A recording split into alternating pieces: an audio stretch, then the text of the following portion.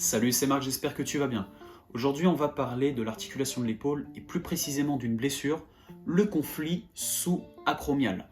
Alors, on va voir dans cette vidéo de manière très simple à quoi est due cette blessure. Je vais donc vulgariser pour que tu puisses comprendre très facilement à quoi ça correspond. On va faire un petit rappel pour voir l'articulation de l'épaule, de quoi elle est constituée. C'est très simplement deux os. On va retrouver l'os du bras qui est l'humérus, qui se finit en formant une demi-sphère, on appelle donc la tête de l'humérus, et qui fait 3 cm de rayon, ce qui est très petit. Et cette tête, elle vient se poser, elle vient rentrer en contact avec une cavité. La cavité qui appartient à l'omoplate, et c'est donc le contact entre ces deux os qui forme l'articulation de l'épaule. Cette articulation est très instable. Comme tu peux le voir, la cavité n'enveloppe pas et maintient mal en quelque sorte la tête de l'humérus, mais l'avantage c'est que ça va nous permettre de pouvoir bouger l'épaule sous tous ces degrés de liberté. C'est pour ça qu'on a une très très bonne amplitude au niveau de l'articulation de l'épaule. Mais ça a aussi des conséquences, c'est que c'est l'articulation la plus instable du corps humain et elle a aussi de nombreuses blessures. Alors, qu'est-ce qui va permettre à l'épaule d'être bien maintenue? Deux éléments, en un, les muscles, et en deux, les ligaments. Si on s'intéresse aux muscles, on va avoir deux gros groupes musculaires. On va avoir en un le deltoïde, qui est le muscle de l'épaule, que tu vois, qui est divisé en 3 faisceaux. Un faisceau antérieur qui me permet de faire cette antépulsion, faisceau latéral qui me permet de faire cette abduction, et faisceau postérieur qui me permet de faire cette rétropulsion. Et on va avoir un deuxième ensemble de muscles qu'on appelle la coiffe des rotateurs. Pourquoi coiffe des rotateurs? Puisque c'est des muscles qui sont au nombre de 4 et qui viennent coiffer la tête de l'humérus.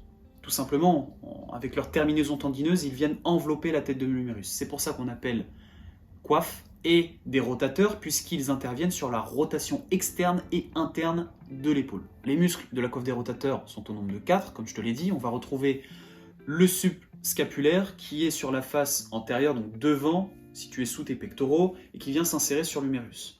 Deuxièmement, on va avoir le petit rond qui part de l'omoplate, qui se finit sur l'humérus, et on va retrouver deux autres muscles, le supra-épineux et l'infra-épineux. Pourquoi supra et infra-épineux?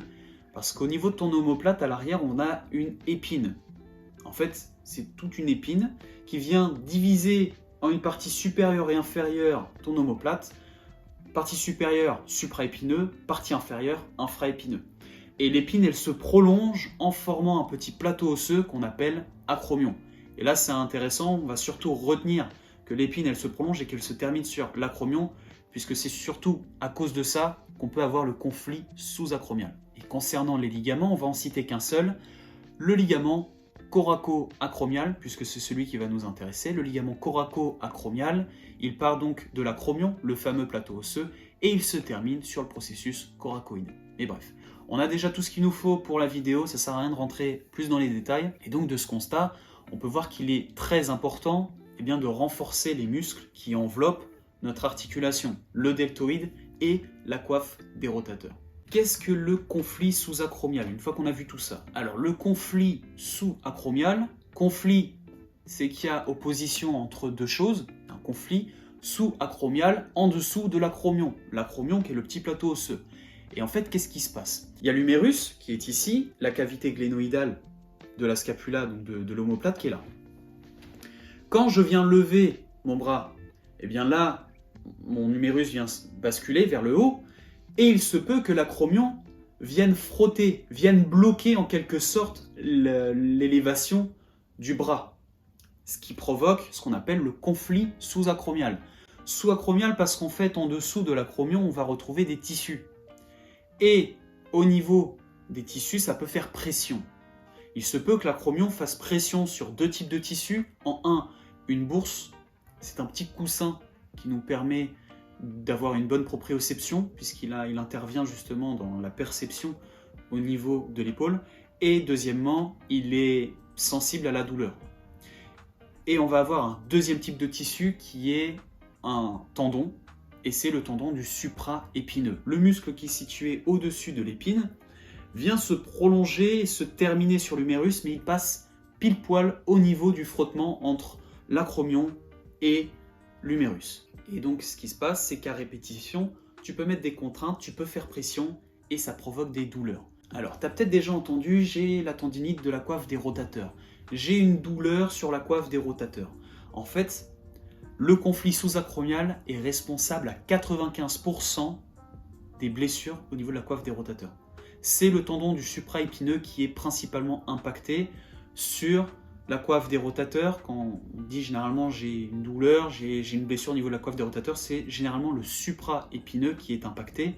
Maintenant, cette blessure, elle est due à quoi?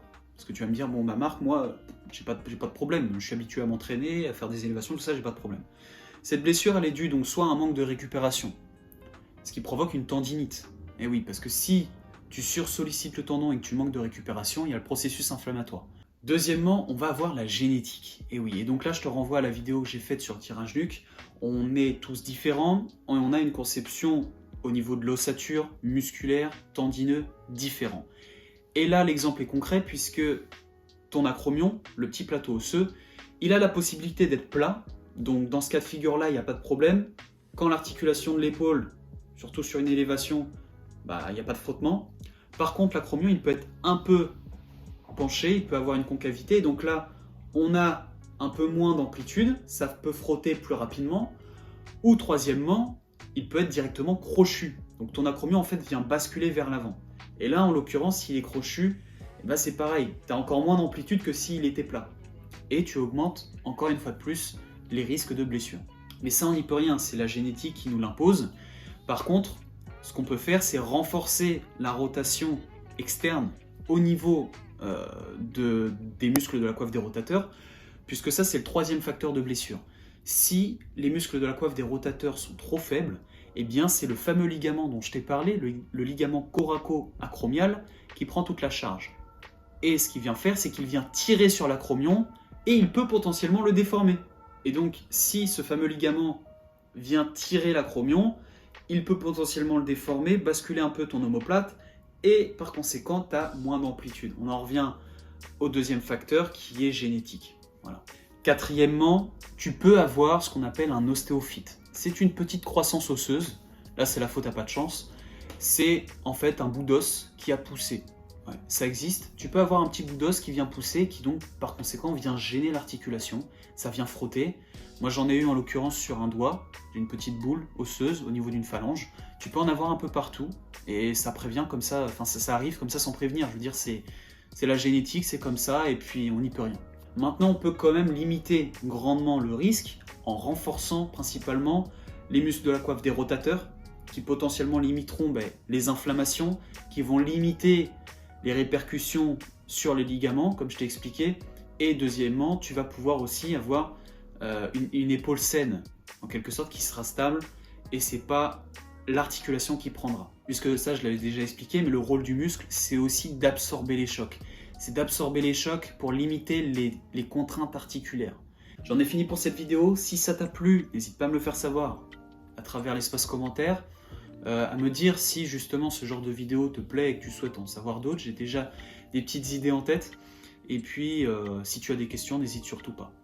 Quant à nous, on se dit à la prochaine et surtout, prends soin de toi.